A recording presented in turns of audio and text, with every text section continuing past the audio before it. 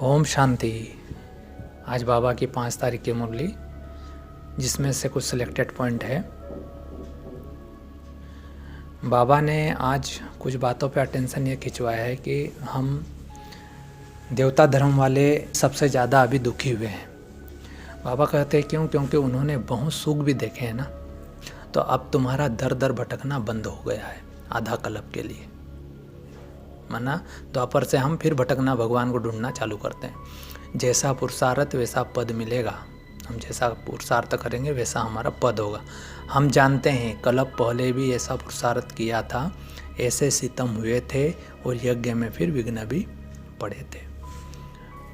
आगे बाबा ने बोला, शिव बाबा का तो बहुत ऊंचे से ऊंचा संबंध है। भगवान के साथ संबंध निभाना ये बहुत ऊंचे से ऊंचा संबंध है। अब दुनिया वाले तो भगवान को सिर्फ भगवान ऊपर है, भगवान ये है, भगवान वो है, लेकिन बाबा कहते हैं कि मैं तुम सब आत्माओं का बाप हूँ। यह संबंध और भी बहुत सारे संबंध है, ये एक ऊंचे से ऊंचे बाप के साथ का संबंध सबसे ऊंचा है। उनसे उस संबंध तो कोई होता नहीं। शिव बाबा तो बच्चों को अपने से भी ऊंचा बनाता है। पावन तो तुम बनते हो, परंतु बाप समान एवर पावन नहीं हो सकते। जैसे भगवान कभी विकारी या निर्विकारी ऐसे नहीं बनते हैं। परमात्मा हमेशा ही ऊंचे से ऊंचा है। हम नीचे गिरते हैं फिर ऊपर उठते हैं। इसलिए बाबा कहते हैं परंतु तुम बाप के समान एवर पावन नहीं हो सकते हो। हाँ, पावन देवता बनते हो। बाप तो ज्ञान का सागर है।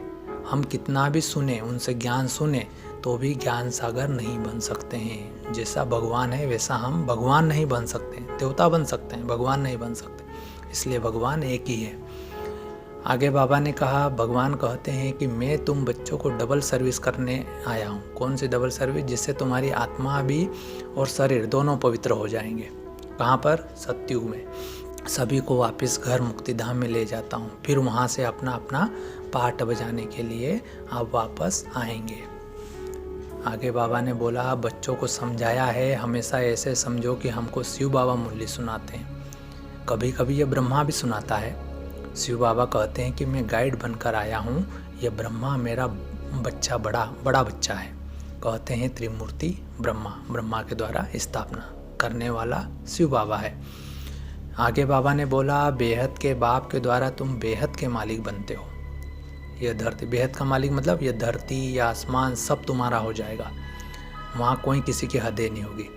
यहाँ तो एक हेलीकॉप्टर दूसरे के इसमें या फ्लाइट दूसरे के इसमें घुस जाए तो देखो हंगामे हो जाते हैं। एक देश के दूसरे देश में जाने के लिए परमिशन लेनी पड़ती है।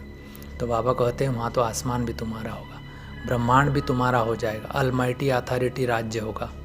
वन गवर्नमेंट होगी सतयुग में। जब सूर्यवंशी गवर्नमेंट होगी तो चंद्रवंशी नहीं होंगे, और चंद्रवंशी होंगे तो सूर्यवंशी, मतलब लक्ष्मी नारायण होंगे तब राम सीता नहीं होंगे, और जब राम सीता होंगे तब लक्ष्मी नारायण नहीं होंगे। तो इतनी अच्छी अच्छी बातें बाबा ने इस मुरली में बताई है। अच्छा, ओम शांति।